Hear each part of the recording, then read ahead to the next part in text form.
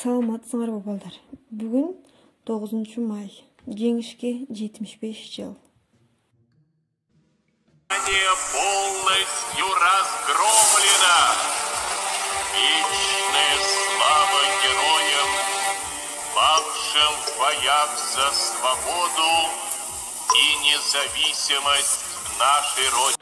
Эгемендүүлүккө ээ болгондон бери очок тутантып, түтүн булатып, эртеңки күнгө үмүт менен, ишеним менен кадам таштап келебиз. Келечегибиздин ээси бул өспүрүм жеткинчек. Ал үмүт биздин келечек.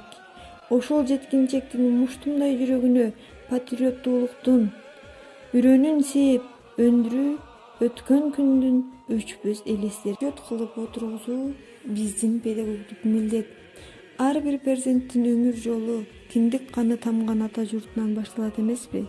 Кыргыз элинин башынан кечирген миң сырынын бир сыры катары адамзат тарыхындагы эң кандуу согушта жеңип чыккандарга, кан майданда каза болгон жана көзү тирүү аталар менен энелерибизге, эмгекчилерге бейпил турмушта жашап жатканыбыз үчүн сиздерге башты ийип таазим кылабыз. Сиздер чыдамкайлык менен баардык кыйынчылыктарга туруштук бердиңиздер. Душмандардын максатын талкалап, келечек муунга бакубат турмуш тартууладыңыздар. 1941 жылдын 22 июнь күнү таңкы саат 4-тө фашисттик Германия Советтер Союзуна күтүүсүздөн кол салган. 5 жылга созулган кандуу согушта Советтер Союзу миллиондогон аскерлеринен ажырап, бир канча шаар, айылдар тыптыйпыл болгон. Эместик фашисттик баскынчылардын жырткычтык менен кол салышы Совет элинин тынч жашоосун дүрбүлөңгө салган. Ошентип социалисттик ата мекендин көз карандыгы эместиги жана эркиндиги үчүн улуу ата мекендик согуш башталган.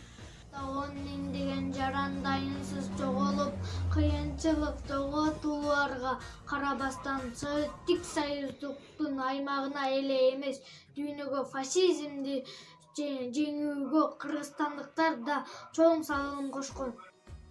Бирок советтик жоокерлердин эрки майтарылбады.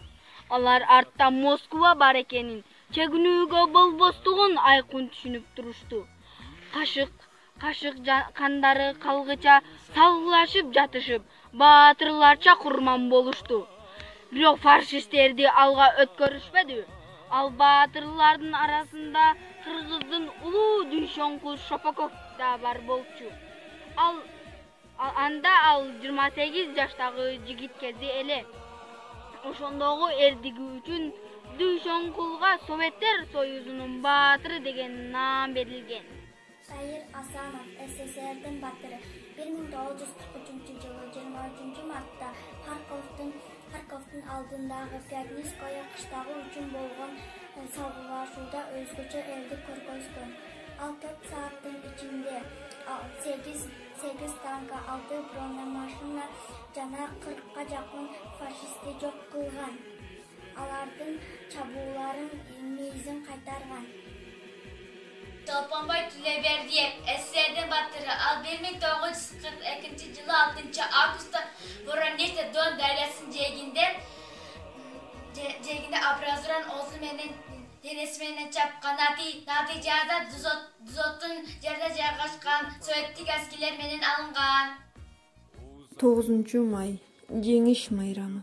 Совет элинин эң ыйык, эң улуу майрамы.